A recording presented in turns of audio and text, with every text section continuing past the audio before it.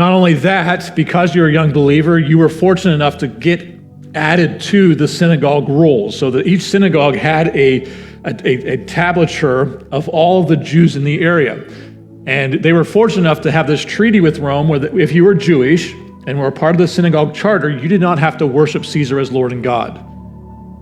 It was a valuable treaty that they had with Rome because they didn't have to give it that. Well, the early Christians were basically a subsect of the Jewish religion, the Jewish faith.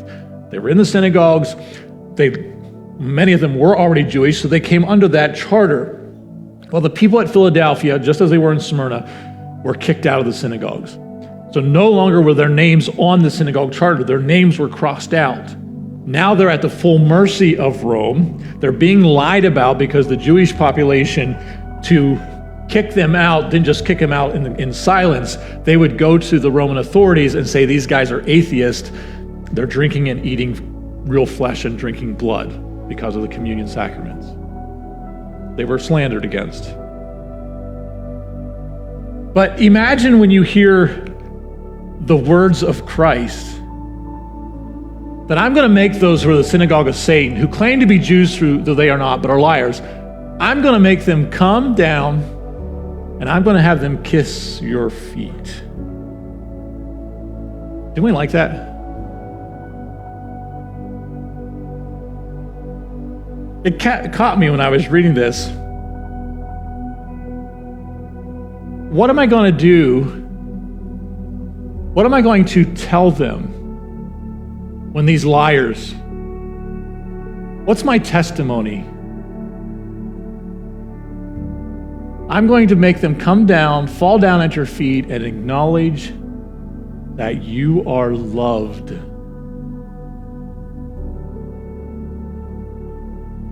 Often we want our testimony to be what I'm doing.